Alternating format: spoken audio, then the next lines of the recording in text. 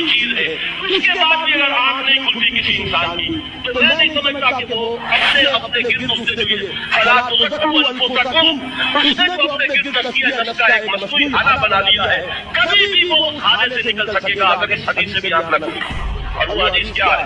اللہ نے حکم دیا حضرت جبرائیل کو فلاں فلاں بستیوں کو رکھ دو کے رہنے والوں سمیت. حضرت جبرائیل رکھ کرتے ہیں کہ اللہ فلاں بستی کو رکھ دو، اس میں تو تیرا فلاں بندہ بھی ہے جس سے فلک ربک نے جتنی دیر بھی معافیت سے مدد نہیں کی. لیکن حکم کیا ہوا بارگاہ خدا بندی سے؟ قال فقال، حضور نے فرمایا اللہ تعالیٰ نے حکم دیا جبرائیل کو اصلح علیہ وعلیہ اس بستی کو پہلے مخاطب کر پھر دوسروں کا. کیوں؟ اس لیے کہ اس کا چہرہ کبھی میری غیرت پہ سرخ نہیں ہوا، اس چہرے کا رنگ نہیں بدلا.